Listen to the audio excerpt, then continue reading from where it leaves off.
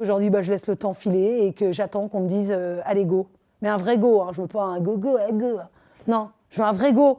Je veux entendre allez, on y va les amis, je veux le coup de canon. Je veux vraiment le allez, go quoi. Bouge, on y va, tout le monde.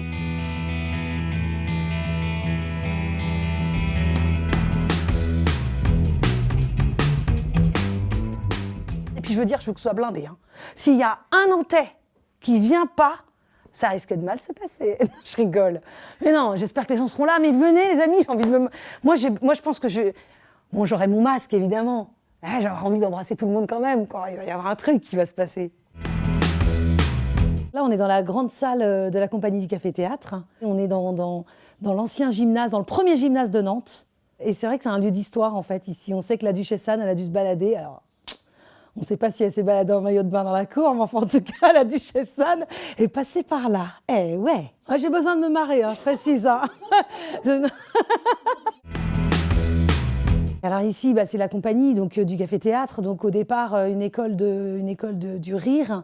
Et puis très vite, une partie production, diffusion, développement des jeunes talents. Normalement, ça rigole tout le temps. Les sièges bougent tellement ça rit. Des fois, je me dis même des fois...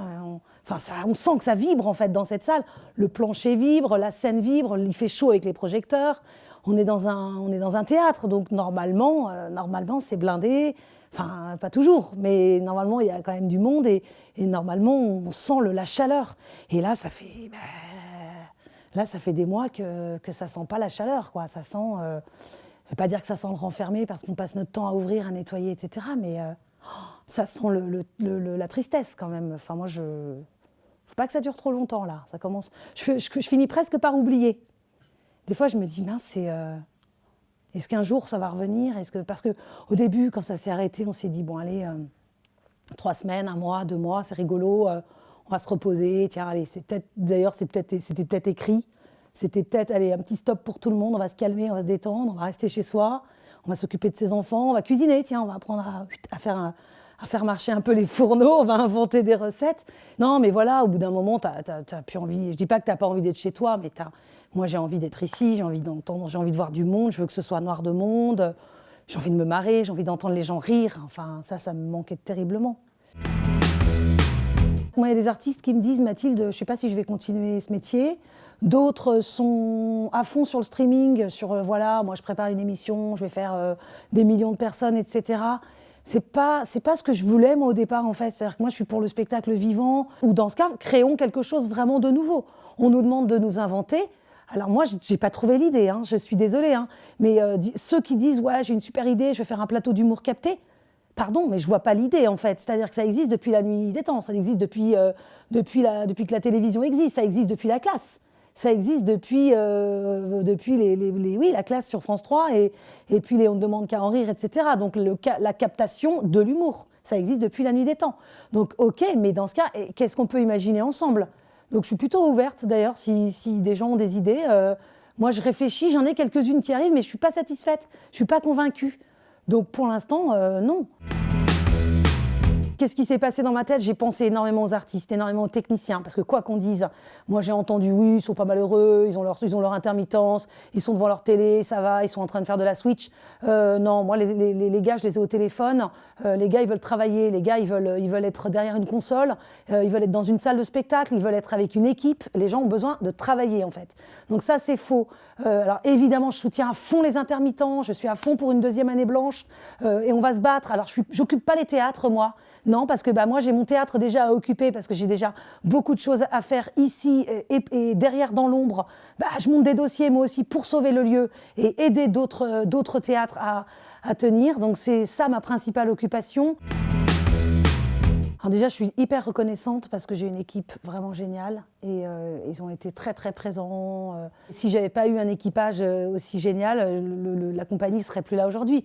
Donc on a été plutôt bien soutenus, évidemment soutenus par le gouvernement. Quoi qu'on dise, on ne sait pas d'où vient cet argent, mais il est là. C'est comme un spectacle de magie. C'est-à-dire qu'on claque dans les doigts et on dit tiens, un petit coup de main, ok, les chômages sont pris en charge, on a des petites aides par-ci par-là, on arrive à tenir. C'est pas la folie, faut pas rêver. Enfin, je veux dire, ça nous permet juste de se dire ok, on ferme nos gueules. C'est ça en fait, hein. on se tait et puis on attend que ça se passe jusqu'à ce que la météo soit clémente. C'est un peu ça. Moi, je sais que si demain on me dit qu'on peut rouvrir, je rouvre. Dès demain. Voilà. Après, tout dépend des conditions. Si on nous dit 35% de jauge, je veux pas me foutre de la gueule des artistes, des techniciens et j'aurai pas les moyens avec 35% de jauge d'ouvrir la salle. Donc ça, c'est très clair. Et puis, il faut que le public soit là. Il faut que les gens aient envie de revenir aussi. Est-ce que les gens vont avoir envie de revenir dans nos théâtres ? Est-ce que c'est pas un mot qui n'existera plus peut-être un jour ? Des fois, je me dis ça me fait peur. Ça, c'est ma pire angoisse. C'est de me dire plus tard, je raconterai à mes enfants ou à mes petits-enfants plutôt... le théâtre, vous connaissez pas ce mot, le mot théâtre. En ce moment-là, le truc dont j'ai vraiment, mais hyper envie, c'est que ça en fait, c'est-à-dire la mer. Voilà, hop, un petit bateau, moi j'ai envie de me barrer. Voilà, alors ça ressemble plus à une planche à voile, mais j'aimerais bien me barrer sur un bateau, faire une croisière. Alors pas un gros paquebot, pas une barre de, tu vois. Je sais pas si ça ressemble à un bateau vraiment.